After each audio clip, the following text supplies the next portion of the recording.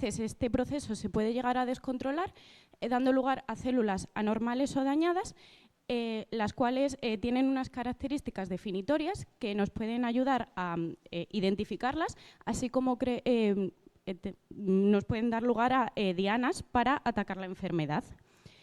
El origen de estos cambios en las células son cambios genéticos o mutaciones que se producen en el ADN, principalmente en genes relacionados con la propia división celular. Los denominados oncogenes, los cuales hacen que se dé la división celular, o los genes supresores de tumores, los cuales controlan esa división. Y estos cambios se producen por varias razones, como por ejemplo herencia, fenómenos físicos, sustancias químicas, virus o la propia división celular que tiene un error y da lugar a estas células dañadas.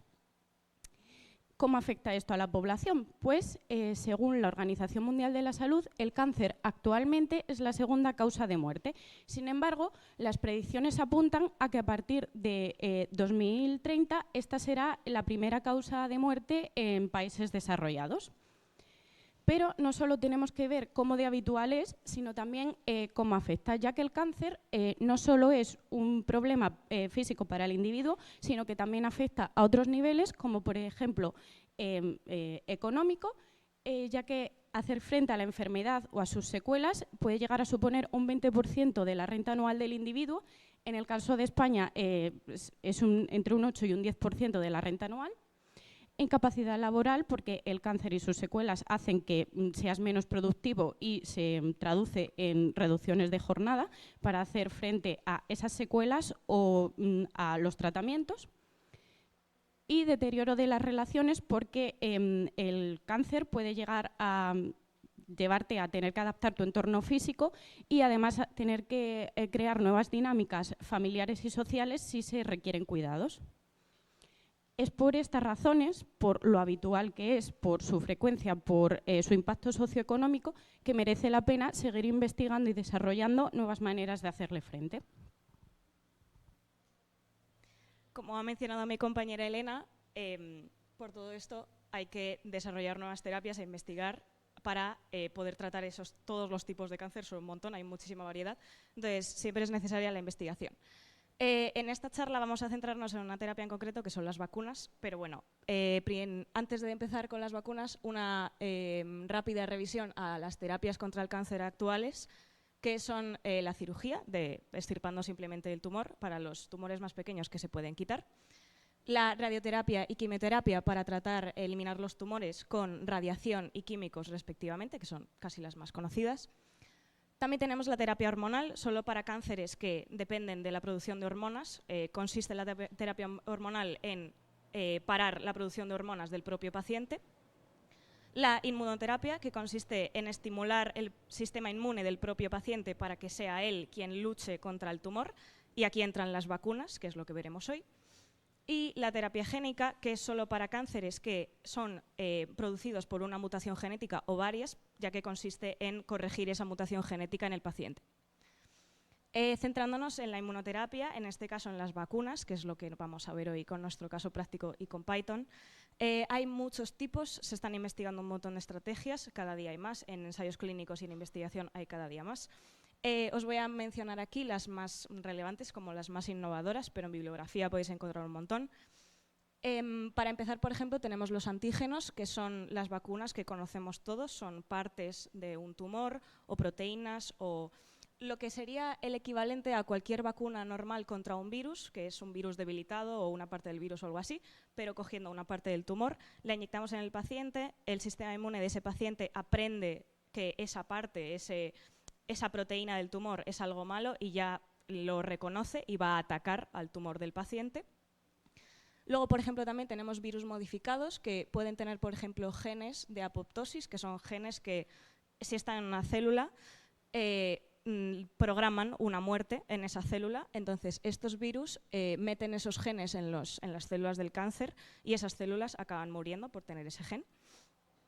También tenemos, por ejemplo, los virus oncolíticos, que son virus que se introducen dentro de las células del cáncer y hacen que básicamente exploten.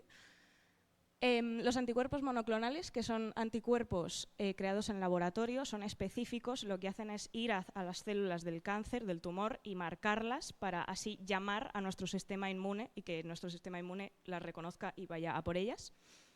Y las células CAR-T, que son una terapia súper potente últimamente, son células que se extraen del paciente y se modifican genéticamente fuera en un laboratorio para que tengan proteínas o receptores como señales que reconozcan a esos tumores específicos. Entonces son como células del sistema inmune con ya ese entrenamiento, esa memoria que reconoce directamente a las células del tumor. También mencionar que estas terapias y muchas más otras que no he puesto aquí se pueden combinar, pueden, por ejemplo, mezclarse radioterapia con esos virus genéticamente modificados para que den mejores resultados. Y también son terapias personalizables. Al estar modificando células o anticuerpos o cosas que realmente dependen de un ADN, podemos modificar ese contenido para que sea personalizado respecto al tumor del paciente. Y entonces sea mucho más potente respecto a ese paciente, porque terapias genéricas quizá en un sector de los pacientes pues no funcionan. Podemos pasar entonces a nuestro caso práctico con Python. Como ya he mencionado, nos centramos en las vacunas. Vamos a desarrollar una vacuna para luchar contra un tumor específico. En este caso vamos a hacer una terapia combinada porque en teoría nos va a dar mejores resultados. Y lo que vamos a diseñar va a ser una vacuna de un virus oncolítico con una célula CAR-T. Un virus oncolítico, recuerdo, es esos virus que se meten dentro de las células y explotan. Y la célula CAR-T es esa célula editada para que vaya directamente a las células del tumor.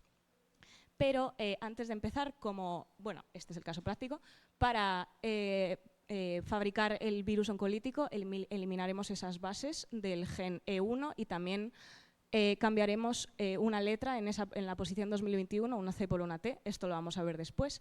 Pero bueno, para las células CAR-T simplemente tenemos que añadir el gen CD19 en el gen TRAC para que esas células sean específicas. Esto lo vamos a ver en un momento y antes de esto, como no sé qué nivel de biología tenemos, hace falta tener una mini clase de biología genética rápida, por si acaso, para que estemos todos en la misma página. Es muy suave, ahora lo veréis, nada, 2 minutos. Simplemente empezamos con conceptos básicos como lo que es un cromosoma, un gen y el ADN. Un cromosoma es la estructura que contiene todos los genes de un organismo.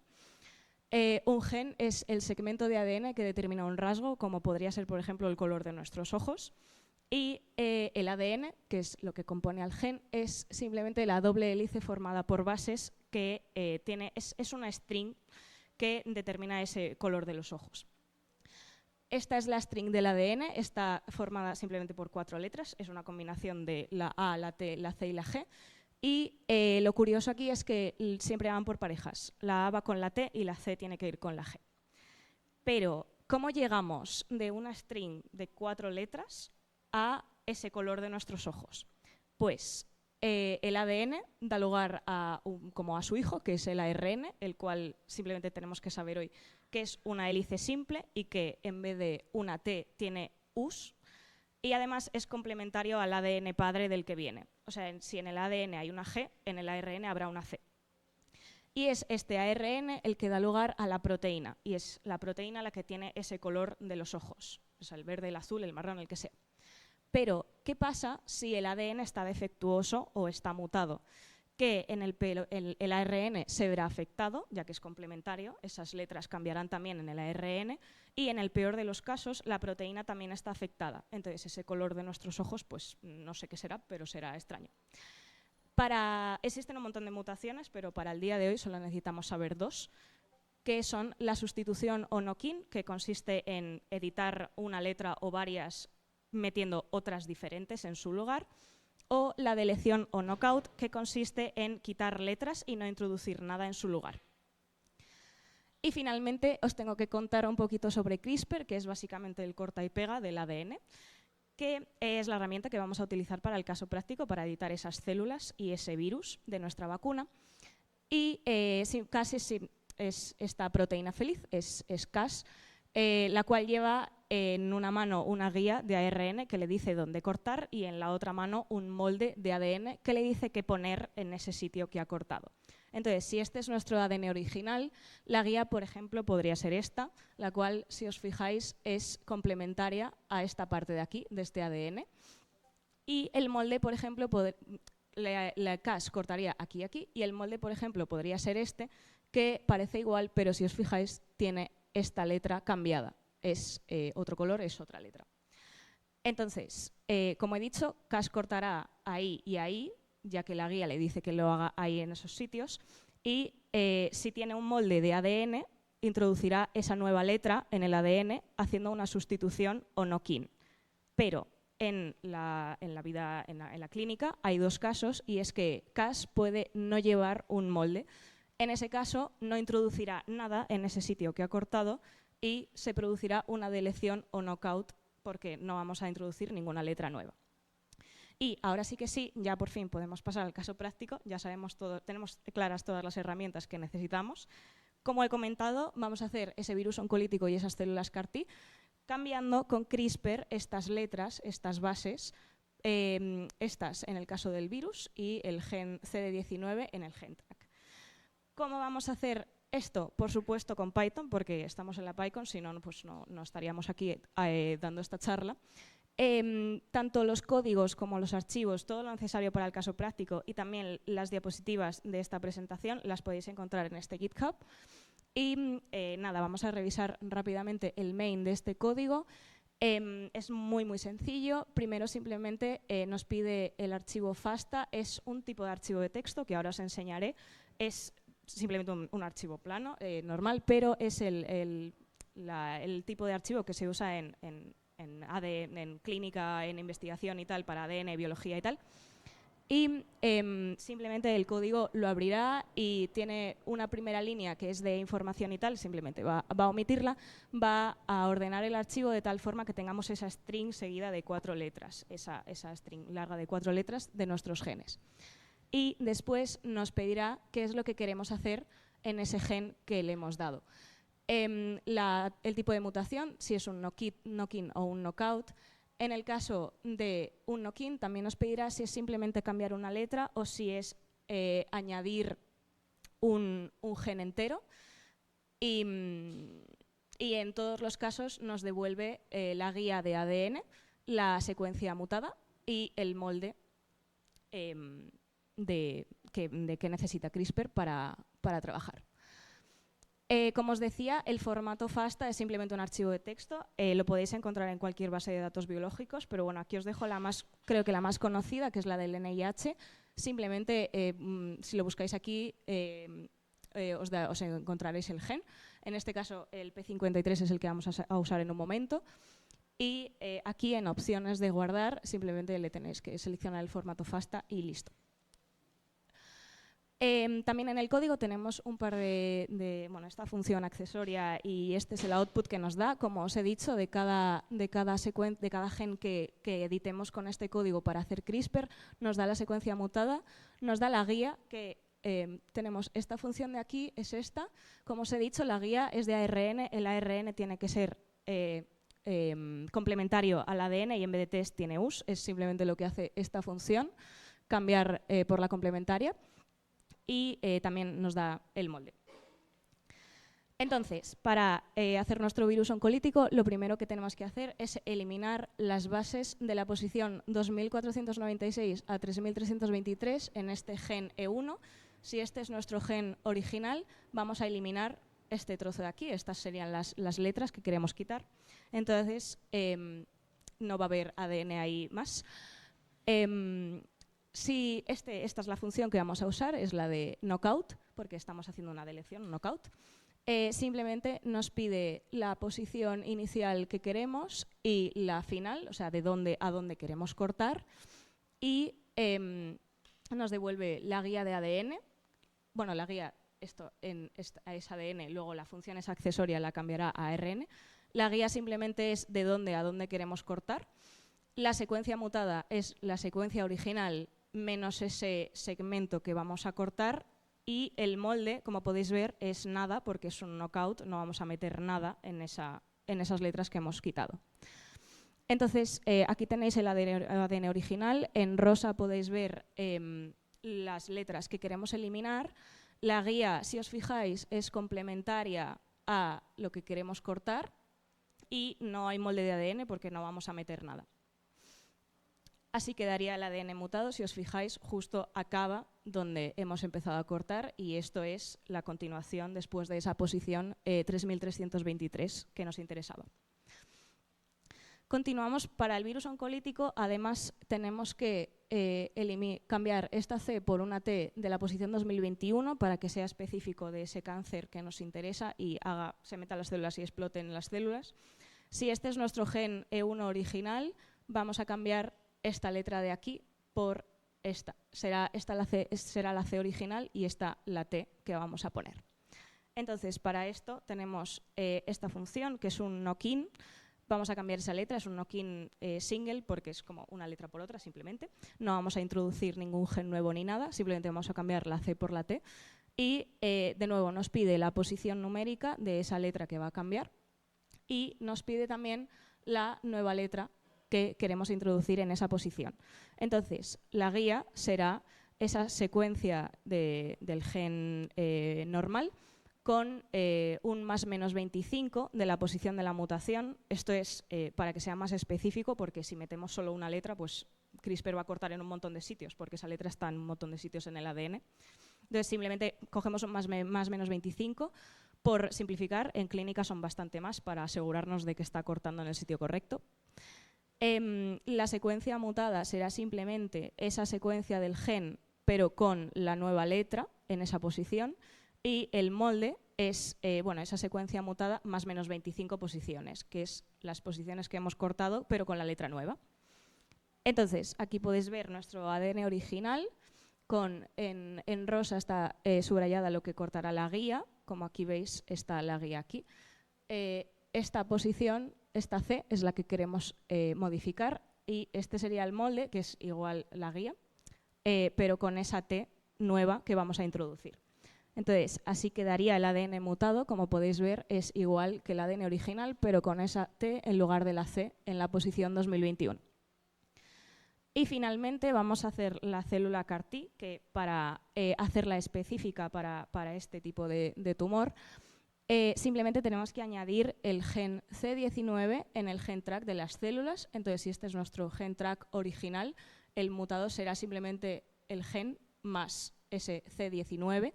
En este caso, no lo vamos a meter en el final del gen track, lo vamos a meter en esta coordenada, que es el final de una parte específica de este gen.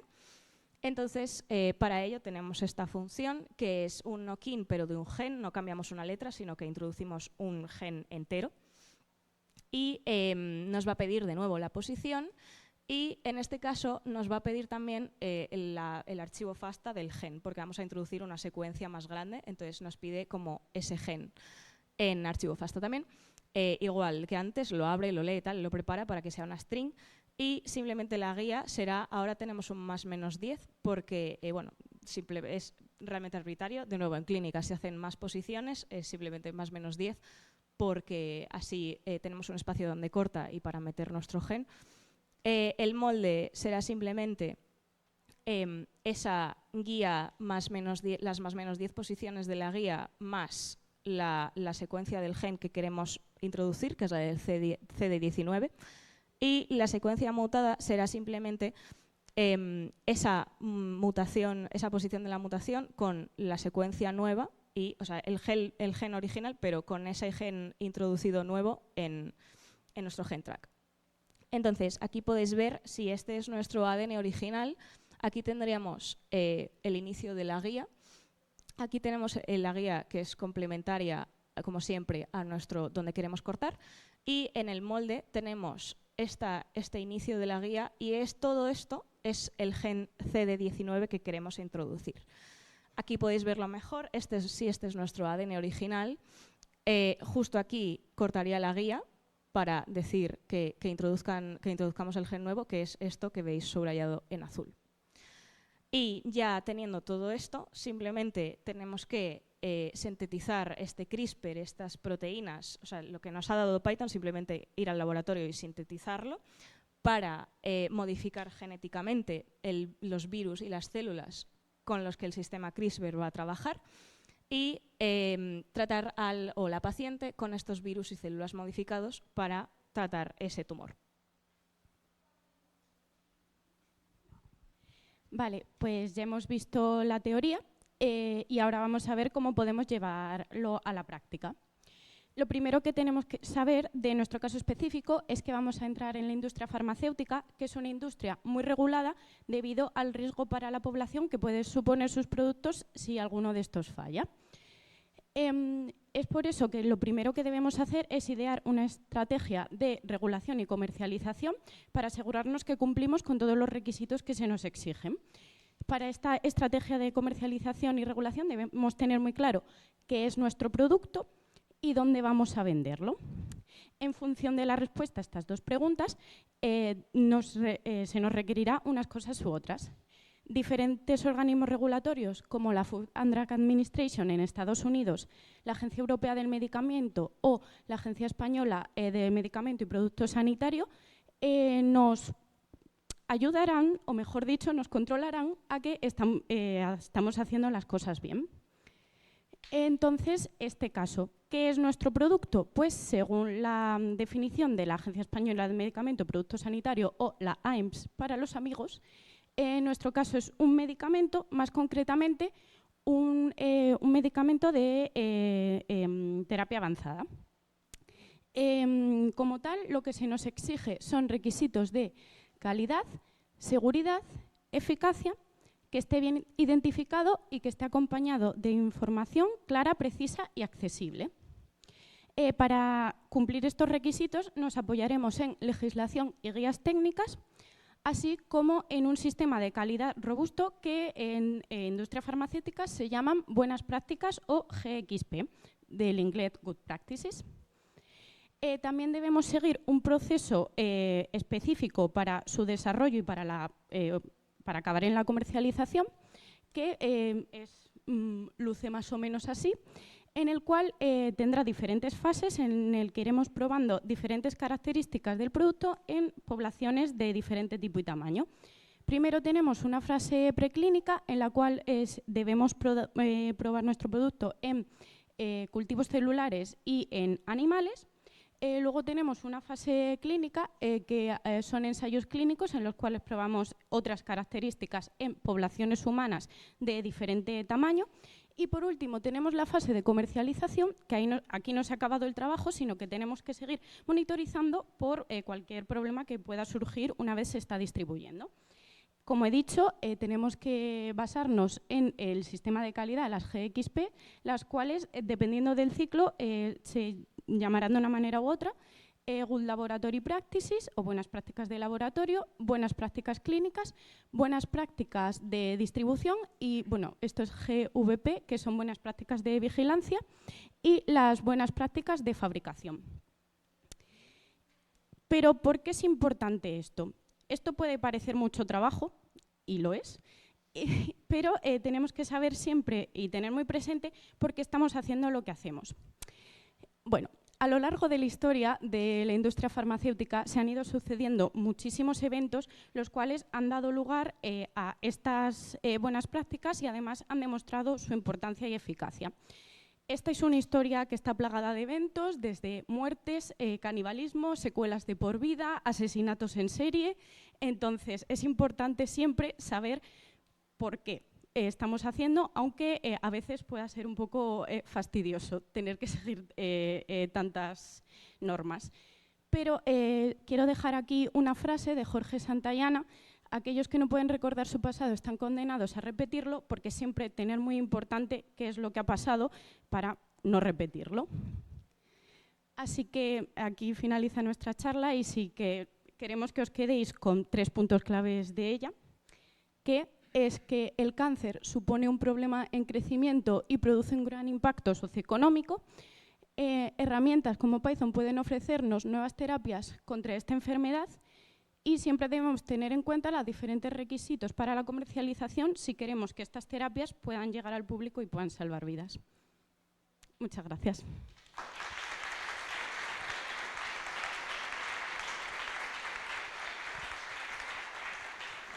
Muy bien, muchas gracias Elena y Marina por vuestra labor, que tiene el potencial de salvar muchas vidas. Ahora abrimos ronda de preguntas, ¿vale? Ya saben el procedimiento, si tienen preguntas levanten la manita, yo les alcanzo el micrófono, ¿vale? Vamos a empezar por allí. Hola, gracias por la charla. Yo me ha interesado más la fase esta que hablé de comercialización y todo eso. La pregunta es del mundo real. O sea, no sé dónde trabajáis o donde sea, pero ¿estáis en eso? O sea, ese proceso se está haciendo. ¿Tenéis algo ya diseñado, experimentado y estáis intentando comercializar? Y si la respuesta es negativa, ¿sabéis en el mundo cómo está la cosa? Hay gente que está intentando comercializar en otros países. Sí, o sea, esto está en desarrollo. De hecho, creo que estaba ya se estaba en comercialización en China. Hay terapias de estas ya para tipos específicos de cáncer, no es algo que se haga en todos, pero por ejemplo hay productos para cáncer de córnea, si no recuerdo mal, o para ciertos tipos de cáncer de la sangre y tal, que son como permiten como esta especificidad y estas dianas de estas terapias. Eso ya se usa y existe. Sí, hay productos ya comercializados y en clínica. Y hay un montón más en investigación o pasando los ensayos clínicos. Hay muchos también que llegarán a comercializarse en unos años. Sí, bueno, también hay que tener en cuenta que este proceso de comercialización aquí parece que es muy pequeño, pero se tarda muchísimo tiempo, desde que empiezas a desarrollarlo hasta que puedes llegar a comercializarlo, como mínimo son 10 años. Entonces. Vale, gracias.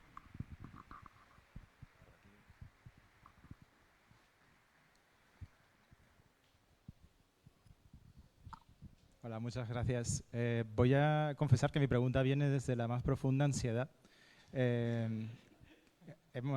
Os voy a contar de dónde viene esta ansiedad. He visto manipulación de strings en Python, que luego vienen seguidas de crear un producto en laboratorio con una serie de controles de calidad y regulación a partir del punto de producto. Pero vamos a lo de la manipulación de strings en Python. Eso puede ir muy mal.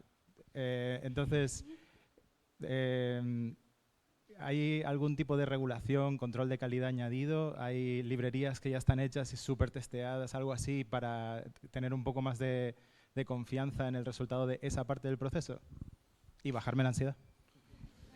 Sí, por supuesto que las hay.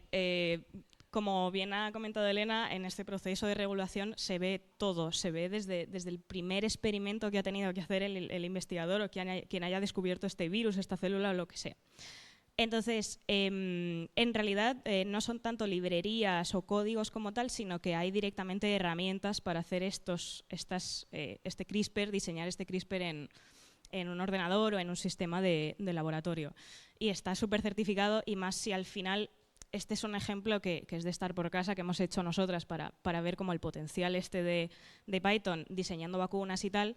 Pero esas herramientas que se usan en la clínica de verdad como para, vale, me llega este ADN del paciente, quiero hacer esto y hacer esto, son herramientas súper controladas, que solo se usan en la clínica y que han pasado un montón de regulación y de proceso. O sea, por favor, no hay ansiedad en esto.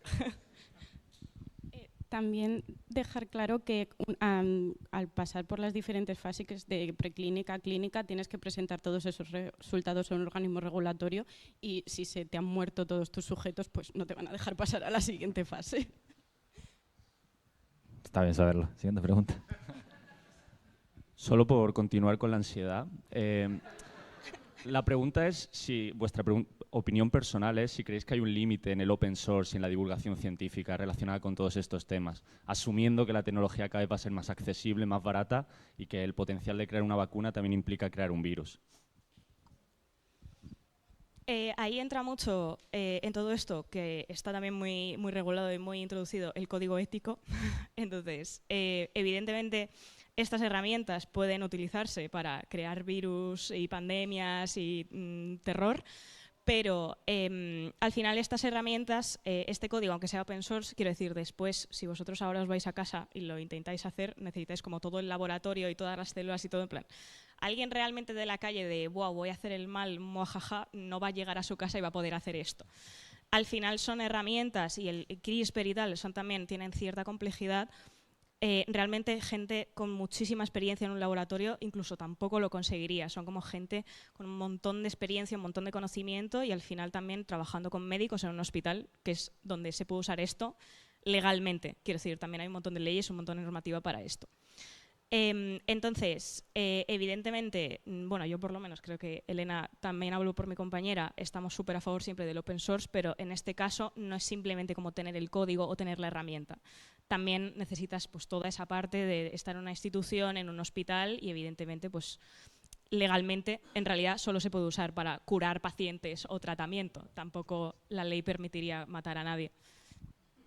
Y también decir que hay cosas de materiales y que solo son accesibles a profesionales o a gente que tenga determinadas licencias o que haya pasado determinados procesos. Así que no, tú no vas a poder hacerlo. Si no. Hola, ¿nos podríais contar un poco sobre cómo funciona el proceso de síntesis de las vacunas? O sea, una vez tenéis ya la cadena testeada y que creéis que es correcta, ¿cómo va ese proceso de síntesis? Recuerdo con el tema del COVID ver un artículo muy famoso que tenía como una impresora de vacuna, o no sé exactamente, pero que era básicamente darle a imprimir. ¿Es algo así o requiere de un proceso en laboratorio más complejo? Sí, bueno, yo iba a hablar ya como de la fase de producción, la cual tienes que ir pasando por diferentes procesos de herramientas y irlo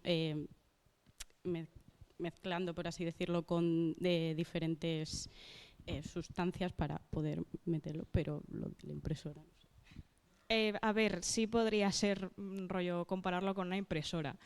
Una vez tenemos en este caso, el Python nos ha dado la string y tal, sí que es realmente hacer esa string en la vida real. Al final las letras biológicamente son simplemente una molécula. O sea, son 4 moléculas y vas juntándolas. Hay un montón de instrumentos y tal actualmente para genes como a larga escala y demás, para producir efectivamente vacunas y más así productos genéticos. Y bueno, se basan cada una como en una tecnología diferente. Hay como láseres, hay que se basan en el peso de la molécula y tal. Pero bueno, sí, simplificado sí que podría decirse que es como imprimir la secuencia. Básicamente tú puedes meterla en el instrumento y teniendo esas 4 moléculas, esto es síntesis artificial, pero teniendo esas 4 moléculas pues va poniéndolas en orden. Y bueno, evidentemente eso luego se tiene que revisar y tal porque la puedes liar, pero sí, podría ser algo así. Sí, básicamente. Vale, tenemos tiempo para una última pregunta, ¿vale?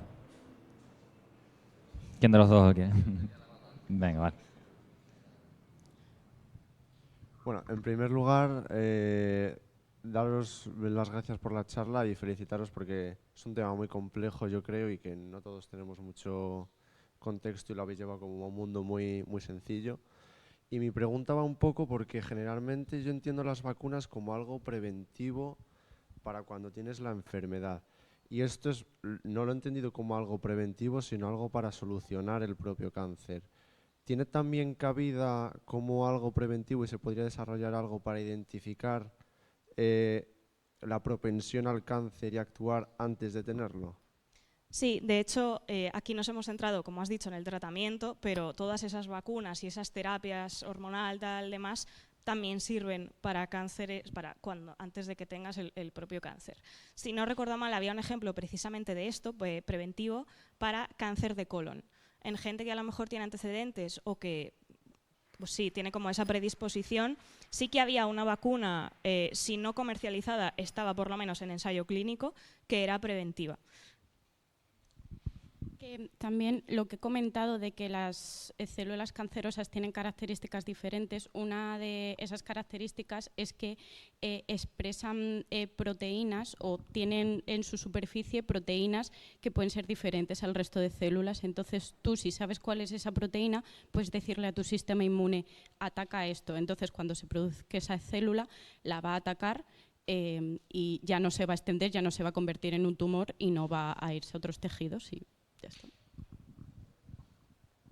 Muy bien, muchas gracias. Fuerte aplauso de nuevo para Elena y Marina.